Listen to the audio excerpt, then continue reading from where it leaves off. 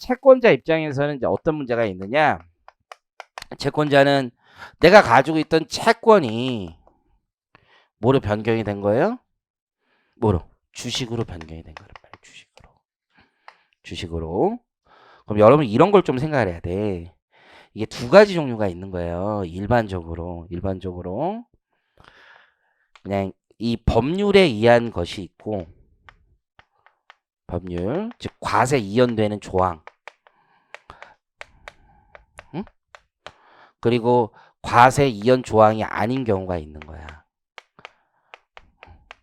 방금 전에 얘기했던 골프장 그렇게 전환하는 건 욕이야. 그리고 이런 것 되게 많아 현실에서. 이해하셨어요? 되게 많아. 자, 그러면 주식으로 받는 경우가 아닌 원금이 면제되는 경우는 심플해요. 그거는 그냥 채무 면제지. 명확하잖아? 그렇죠? 원금을 면제해 주는 경우는 심플한 건데, 주식으로 주면 주식의 취득 원가를 얼마로 할까에 문제가 생기죠. 결국 장부가액과 취득 원가의 차이에 손실이든 이익이든 있을 수 있는데, 그 취득 원가를 얼마로 할 것인가가 결국 손실 혹은 이익을 잡을 것인지 말지를 결정하는 거죠. 결국 이 문제는 취득 원가의 문제가 된다. 취득 원가. 그러면 자산의 취득 원가의 대원칙은 뭡니까? 시가인 거죠. 시가. 그래서 이건 특별한 규정이기 때문에 원칙대로 가면 시가가 돼야 되는 거야. 시가. 그렇죠? 시가가 된다는 얘기는 손실이 일반적으로 나면 손실 다 인정해 주겠다는 얘기지. 왜? 저쪽에서 과세하는 거니까. 저쪽에서 채무 면제 얘기라고 했으니까 얘도 손실 인정이 되겠지. 그렇죠? 자연스럽게 인정이 될 수 있어요. 근데 무조건 인정되는 건 아니야. 그 차액이 접대비 성격으로 보기도 하고 기부금 성격으로 보기도 하고 다양한 형태가 있을 수 있어요. 그런데 과세 이연받으면 저쪽이 과세가 안 되잖아요. 그러니까 이쪽은 뭐 하라는 거야? 장부가액으로 가라는 거지.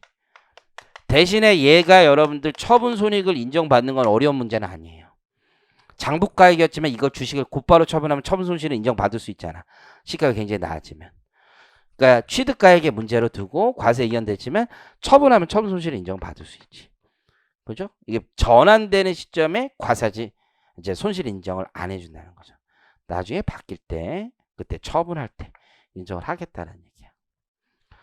근데 이제 요 시가로 하면서도 단서 조항을 보면 재밌는 게 뭐냐면, 만약에 내가 이 채권의 발생 원인이 요쪽에 있지. 발생 원인이 장부가액으로 되더라도 발생 원인이 업무 무관 가지금, 구상채권 이런 거 하면 대손 인정을 할 수가 없잖아. 그러니까 요쪽에서는 다시 뭐래? 시가로 가래. 시가로 가라는 건 손실을 잡고선 송금 불산입하겠다는 거지. 취득가액 자체는 시가로 가서 손실은 다 잡겠지만 송금은 인정 못 해주겠다는 거지. 지금 이해하셨어요? 설령 이런 경우라도 시가로 가고, 응? 그럼 손실이 나오겠지만 송금 불산입 못 하겠다. 이렇게 가는 규정이 있다 이것이. 조금 어려운 규정이고 가보겠습니다. 채권자가 채권을 출자하여 채무법인의 주식을 취득하는 경우, 채권자가 출자 전환으로 취득하는 채무법인의 주식 취득가액은 출자 전환 당시 주식의 시가에 한다고. 시가에다 동그라미 스스로 시가. 대원칙 시가. 그러면 그 손실은 어떻게 처리하냐가 박스에 나와 있는 거고, 바로 밑에 가볼게. 그러나 채무자 법인의 장래 결손금 보전에 충당하는 경우 출자 전환으로 취득하는 채무법인의 주식의 취득가액은 출자 전환의 채권의 장부가액으로 한다라고 돼 있지. 근데 거기 가로 안에 보니까 법조문이 뭐라고 돼 있어요? 대손 불인정 채권은 시가라죠. 그 의미 이해하시겠어요? 시가로 잡아버리니까 손실이 무조건 뜨는 거지. 그리고 송금 불산입은 무조건 가는 거지. 다시. 그래서 출자 전환된 채권의 장부가액으로 처리한다는 것은 손금을 인정하지 않겠다는 뜻이다. 그래서 향후 주식 처분 시 송금으로 인정될 것이다. 구상채권이나 업무무관 가지금 등의 대손 불인정 채권은 시가를 취득원가로 하되 사회유출 처리하고 송금 불산입한다. 그 뜻으로 이해하시면 되는 거예요. 이해하시겠죠? 참고로 나중에 우리 부가세법에서도 이 규정을 조금 해석해 볼 거예요. 부가가치세법. 미리 잠깐만 얘기하면 부가가치세법은 문제가 뭐냐면 대손 사유가 원래는 법인세법, 소득세법을 차용하고 있단 말이야. 대손 사유가. 근데 이 출자 전환 이건 대손 사유가 아니야. 지금 개정이 돼 있지만. 그러니까 이 주식으로 바뀌었을 때 그 차액만큼을 대손세 공제 받을 수 있느냐? 법리적으로 보면 대손 사유가 아니기 때문에 못 받아. 근데 법인세법은 대손 사유를 지금 규정할 필요가 없는 게 현실적으로 처분하면 손실 인정받을 수 있잖아요. 근데 부가가치세법은 그걸 대손 사유로 안 넣어놓으면 무슨 문제가 생겨? 처분하는 게 대손 사유가 아니잖아. 부가세에서는. 그죠?